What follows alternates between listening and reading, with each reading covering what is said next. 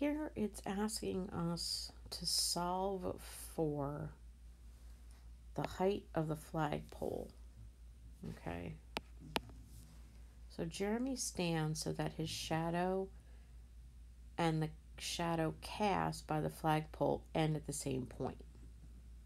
Okay. If Jeremy is exactly 68 inches tall, what is the height of the flagpole in feet? Okay. Now, right there, you should notice we have inches and we have feet. Okay. All units must be the same.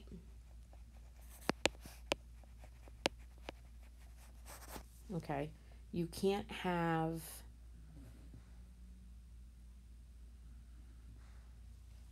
be working with both inches and feet at the same time, because the numbers aren't gonna work. So all the units must be the same. So the first thing I want to do is convert 68 inches into feet. And to do that, I need to divide by 12, because there's 12 inches in every foot. So I'm going to do 68 divided by 12, and that is equal to 5.66 or 67 feet. Okay, so that's what we're going to use for Jeremy's height. Now, I'm sure somebody would ask, well, couldn't you wait and convert it at the end? Honestly, I think it would be just more work if you did it that way.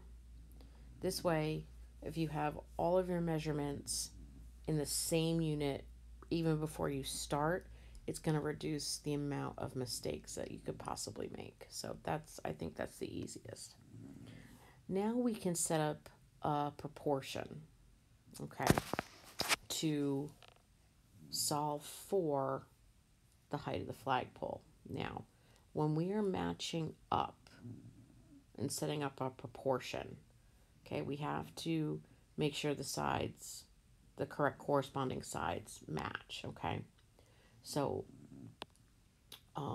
we have Jeremy's height obviously will correspond with the flagpole's height.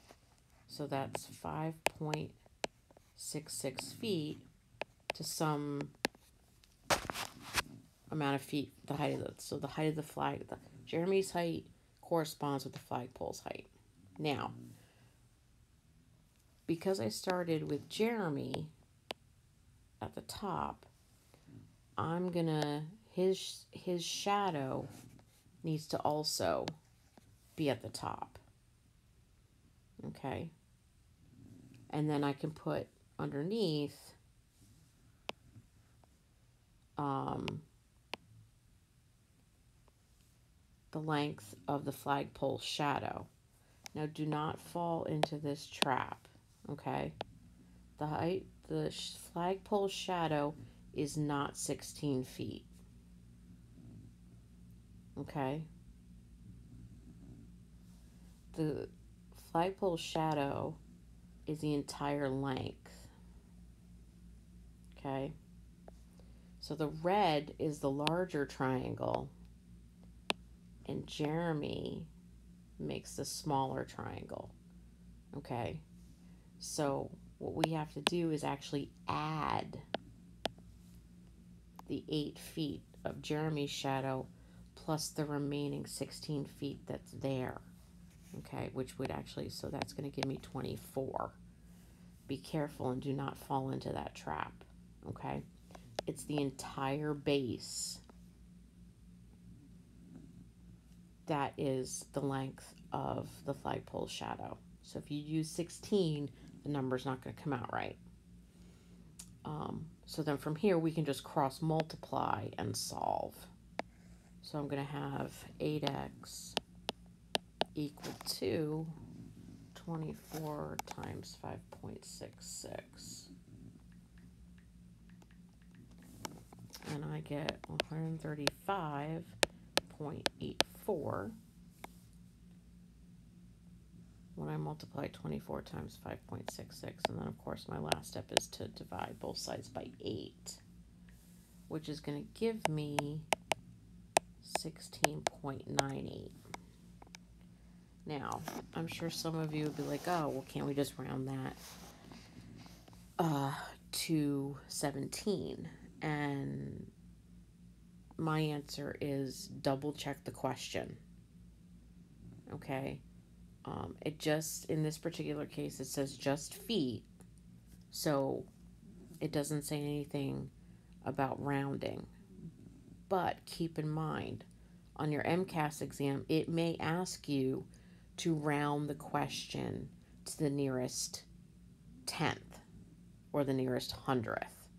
Okay, so you got to pay attention to specifically what the question is asking you. But in this particular case, 17 would be an acceptable answer. Okay, so here we have, and here we're going to look at the theorems again, okay? So the angle-angle theorem, or postulate as they call it, okay, is specific to triangles. Well, all of these are specific to triangles. If you think back to us discussing the triangle congruence theorems and how we identified side, side, side, and side angle side. Okay. This is in a sense similar, obviously, no pun intended, but this time we're talking about similarity. Okay, so angle is where you have two corresponding congruent angles. So if we look at ABC to DEF, okay, and you'll notice A is congruent to D and C is congruent to F.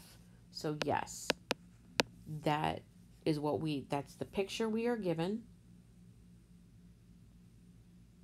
In the diagram, we're given two angles that are congruent. So we're just looking at the picture. Now, if we look at ABCD to GHI, okay, we are not given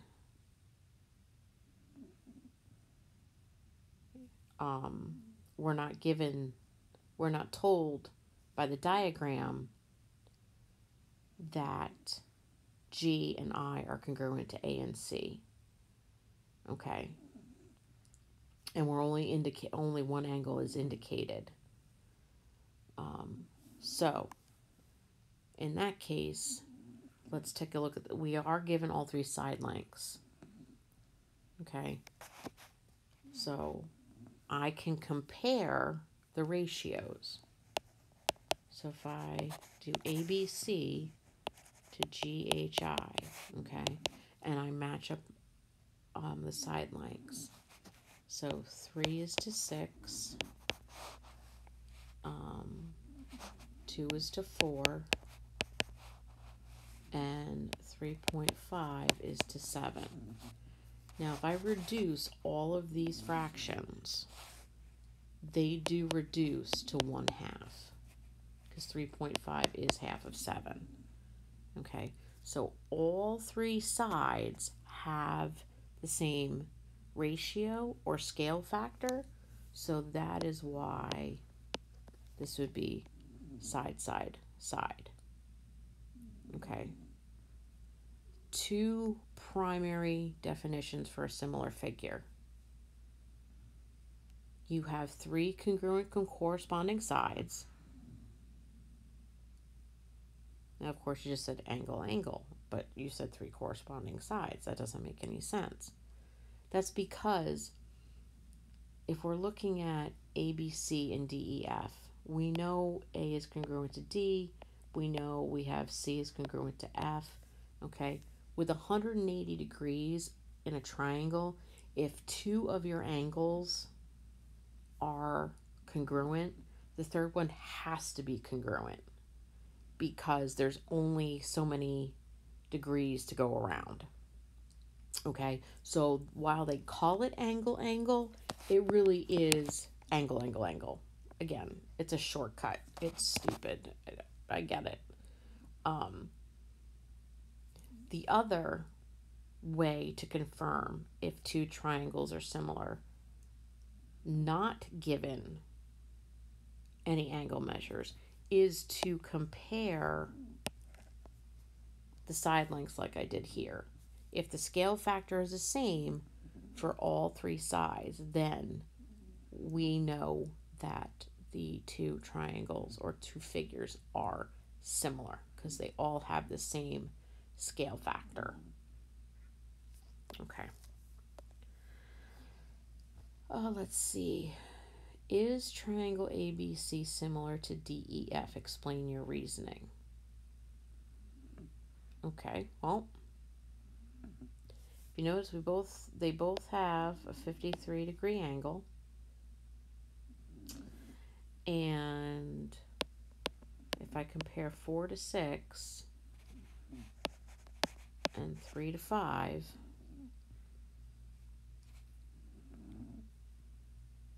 well, 3 and 5 I cannot reduce any further. Those are both prime numbers. But I can reduce 4 over 6 for both to 2/3. Okay.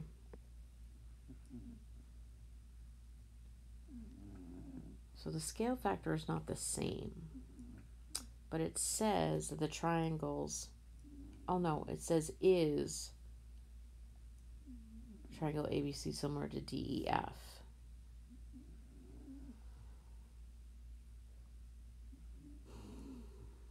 My instinct is no, but something tells me that the book is pulling a trick on us. Well, after checking the answer key, I am correct.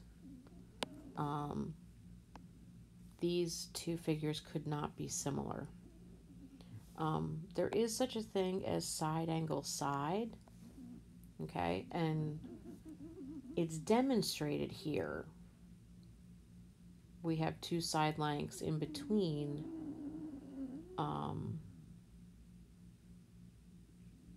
the same angle measure, but the scale factors are not the same. So that is why I would say we can say no, they are not similar. Okay. If the two scale factors were the same, then we could say that these two triangles are similar based on side angle side, because we do have that demonstrated here in the diagram. We do have two sides in between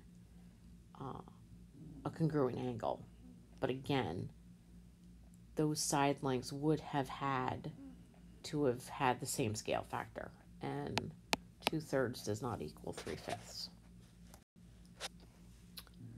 Okay, here, which reason proves that FHJ is similar to GIJ? Okay, well, you'll notice here we have a side, and you notice they're the same. Okay, so 2.5 is to 5 for both, so the scale factor and the side lengths are the same. And since we don't have another side, we don't have the lengths of HF and GI to compare, so this isn't side, side, side, so we can't prove it that way. And we aren't given any particular angles that are congruent. But what we do know is vertical angles are always congruent. We learned that from day one. So because they're vertical, they are congruent. So this is an example of side angle side.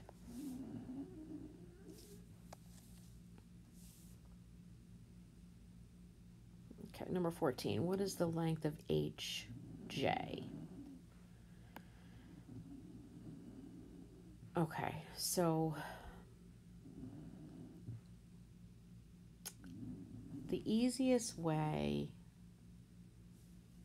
to do this is to separate the triangles, redraw them, because you have two here. Okay, we have GHI, and then we have HFJ.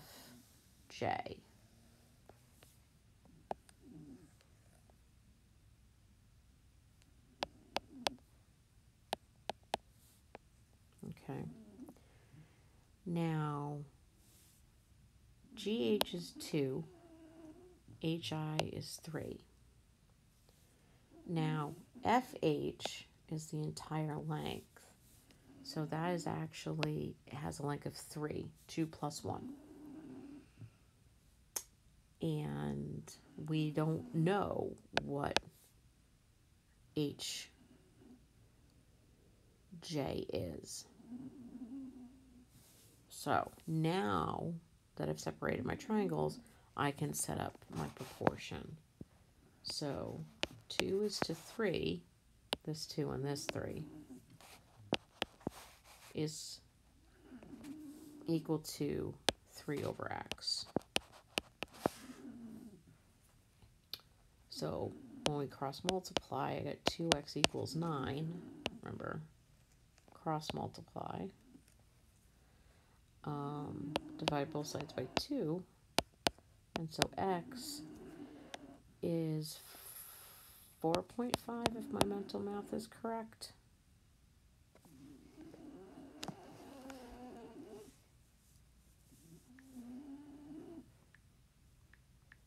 Yeah, 4.5 as I check it with the calculator. So HJ has a length of 4.5.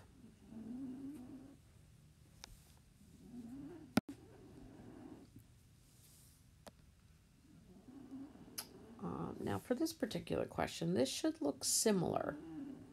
Because what we have here, because all of these are right angles, those lines are parallel. Okay. So that 3x plus 1 and 5x minus 2 is in reference to these angle measurements here. And it's asking us to solve for x. Now, here's my transversal. I already know that these lines are parallel because those angles are all the same. If the lines were not parallel, they would not all have the same. Each line would have a different angle at an intersection. So, if you look at these angles here, if you remember, those angles are corresponding angles. And we already have learned that corresponding angles are congruent. So we can just set these two expressions equal to each other, and we can solve for x. I like to keep my x's positive, so that's why I subtracted the 3x. So I'm moving the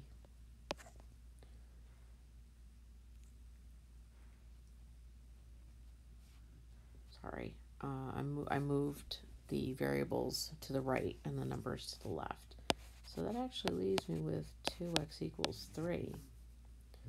So x is going to equal 3 halves if I didn't make a mistake somewhere. 3x plus 1, 5x minus 2, subtract 3x, add 2. No, 3 halves.